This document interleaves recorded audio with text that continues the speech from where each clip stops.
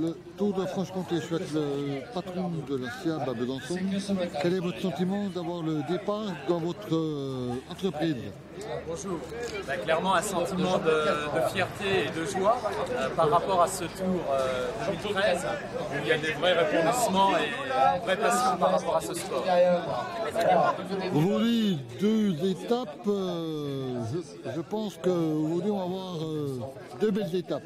On va voir de belles étapes, oui, je pense, avec quelques rebondissements à suivre et à voir ce soir, effectivement, à l'arrivée. Eh bien, merci. Jérôme Chevalier, coureur pour la sélection française. Alors, quel est ton sentiment avant la course? Deux étapes difficiles aujourd'hui. Ouais, l'étape de ce matin, les deux étapes très vallonnées, beaucoup plus difficiles que ces deux derniers jours. Après, voilà, il va falloir être là, être présent un peu toute la journée et puis voir comment ça se passe. Ouais, météo est au rendez-vous aujourd'hui, c'est un soulagement ou vous préférez Non, le beau temps c'est toujours un soulagement, c'est vrai que c'est beaucoup mieux que la pluie et j'espère que ça va nous réchauffer un petit coup parce que c'est vrai que ces deux derniers jours on a eu un sale temps, c'était pas facile. Donc avec nous Stéphane Rossetto, donc de la team Pimat, vainqueur de l'édition précédente du Tour de Franche-Comté. Alors quel est ton sentiment avant deux épreuves extrêmement difficiles, notamment entre Jougne et la Chaux-de-Fonds? Aujourd'hui une belle journée en perspective avec le soleil en plus donc, qui est revenu et ce matin une étape difficile, cet après-midi aussi donc pour nous c'est le jour de passer à l'attaque je pense pour essayer de faire les écarts et de gagner les étapes donc on va voir ce qu'on peut faire, on a une belle équipe donc voilà. Tu es un petit peu attendu au tournant cette année, est-ce que ton objectif est de remettre le couvert en enchaînant une deuxième victoire de suite? Attendu au tournant, oui et non, je l'ai gagné une fois, c'est vrai que c'est un peu étonnant d'être au départ cette année. Je pensais pas être au départ, après je suis au départ donc forcément les yeux sont un peu rivés sur moi mais moi, je pense que je suis en bonne forme. Après c'est vrai que le parcours pour le moment était moins dur que l'an passé. Donc voilà.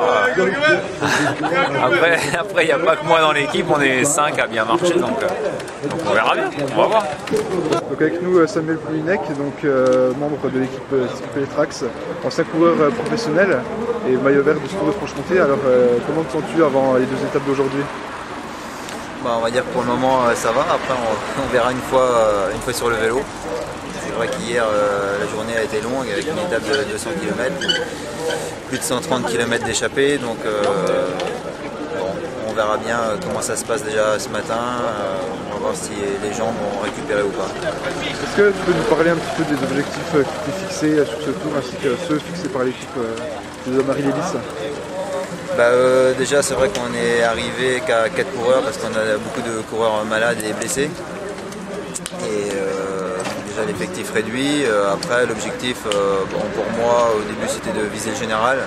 Maintenant je pense que ça va être compliqué. Et depuis hier, moi et Pierre on visait plus les étapes. Et puis on a 2 maillots à défendre donc on va continuer dans ce sens-là. Donc avec nous Gilles Pochat, donc directeur sportif de l'équipe Sojasun. Alors une petite réaction avant les deux épreuves qui vous attendent aujourd'hui? Oui, c'est les épreuves que tout le monde attend. Je ne suis pas persuadé que ça fasse autant d'écart que ça. Tout le monde risque d'attendre un peu les bosses. Et justement, il va falloir essayer d'anticiper un peu ces passages pour justement donner un petit peu de mouvement à la course. Justement, on a vu une course hier assez serrée, c'est pas passé grand chose, ça s'est joué à la fin au sprint. Ça va peut-être se jouer cet après-midi entre Jougne et la Chaux-de-Fonds. Oui, c'est clair que c'est les deux étapes où on risque vraiment de prendre de général. Mais maintenant, pour les costauds, ça ne sera pas forcément nous, bien entendu. Non, hier j'ai été surtout surpris de voir que beaucoup d'équipes ne jouent pas la victoire d'étape. C'est un peu simple de la jouer comme ça. Je sais pas. On a l'impression que dans chaque équipe, on a Wiggins et un grand leader qui va faire la différence aujourd'hui. On joue même plus les victoires d'étape, ce qui est quand même un petit peu navrant. Donc avec nous Nicolas Dumoulin, donc le directeur sportif de l'équipe alsacienne d'Haguenau. Alors comment se sent votre équipe avant ces deux étapes qui s'annoncent plutôt difficiles? Ils sont un petit peu mis en confiance hier durant l'étape de 200 km où ils finissent dans le peloton, alors que sur la première étape, ils ont vraiment eu du mal avec le météo, les chutes et 4 coureurs qui arrivent dans le groupe Eto. Hier, ils sont un peu remis en confiance et on espère qu'aujourd'hui, ils vont bien figurer et continuer sur la même voie que hier. Donc le Tour de Franche-Comté de cyclisme, c'est quand même un événement reconnu nationalement. Quel est le sentiment par rapport à l'équipe justement? Est-ce que ça représente une vitrine importante pour le club d'Haguenau?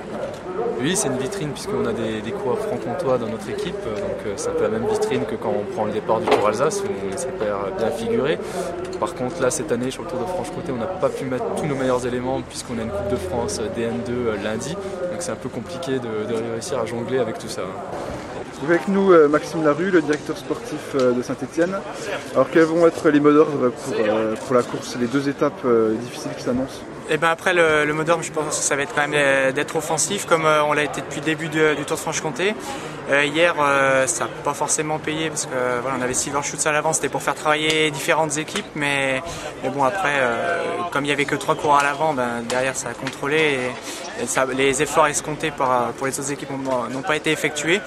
Aujourd'hui, ça va être quand même une course, 2 étapes de mouvement assez difficiles, donc je pense que les plus costauds se retrouveront à l'avant. Et aujourd'hui, on ne va peut-être pas savoir qui va gagner le Franche-Comté, mais qui l'a perdu, je pense. Donc, quels sont les objectifs initiaux que vous avez amenés sur l'équipe de Saint-Etienne?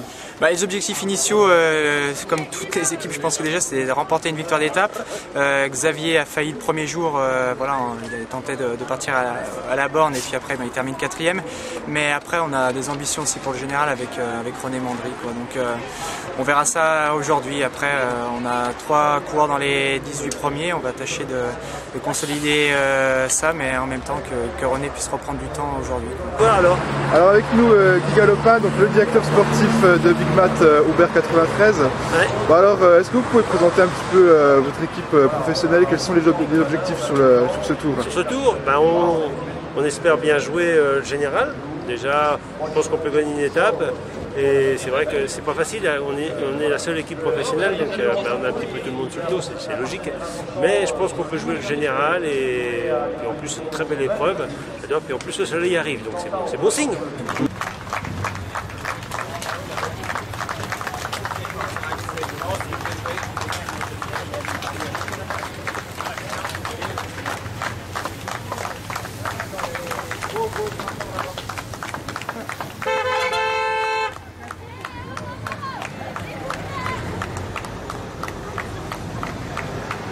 Le fictif, il y en a un qui vient de péter sa chaîne derrière, ah ouais, donc on a le temps là. Ouais, ça va attendre là. Ouais, pour l'instant ouais.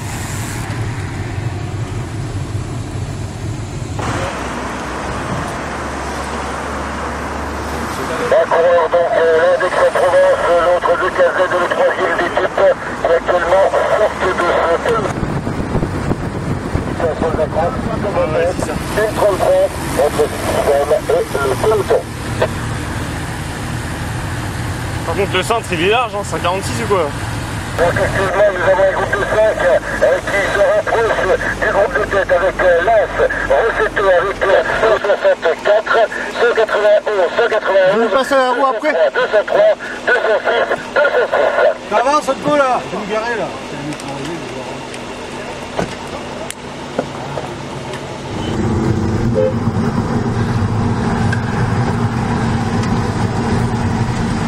Allez Olive, allez!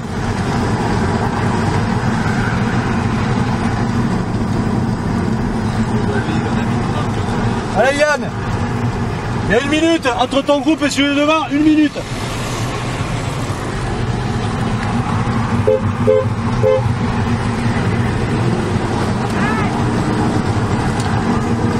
Adam Soyas qui va chercher la victoire de Aubert avec Stéphane, mais on savait évidemment. Voilà donc, et Stéphane Rossetto, magnifique travail, notamment l'arrivée sous vos applaudissements. Nous attirons tous les coureurs qui franchissent la ligne Julien Guay, donc lequel était précédé donc d'Olivier Lefrançois et juste derrière. La plus belle ovation pour Adams. Merci monsieur le maire. Et maintenant... Donc avec nous Sébastien Arbonnier, donc coureur pour l'Armée de Terre. Alors quelle est ta satisfaction après la course d'aujourd'hui? Bon, satisfaction, enfin, on avait un mec qui était placé au général, il n'a pas réussi à prendre le gros coup qui sortit au km 50 là, dans la première grimpeur. Mais bon, on était quand même 3 représentés de l'équipe, donc après bon, on a essayé de faire notre course, de prendre notre chance, tout ça, mais y a Rosetto qui a fait un coup de force là, dans le final, et puis bon, on se fait un peu piéger là-dessus, quoi. Puis, moi j'arrive à ressortir vraiment pour aller chercher une 4e place, mais c'est tout ce qu'on a pu faire, quoi. Et qu'est-ce qu'on peut vous souhaiter pour la prochaine épreuve qui s'annonce aussi difficile? Essayer pareil de bien être vigilant dans les coups qui vont sortir, quoi, dans les bosses, quoi, parce qu'il y en a pas mal qui sont un peu à bloc et qui reculent, donc pas se faire piéger. Merci. Donc avec nous Olivier Lefrançois, alors coureur de l'Armée de Terre, une petite réaction après cette étape, un petit peu déçu avec la crevaison?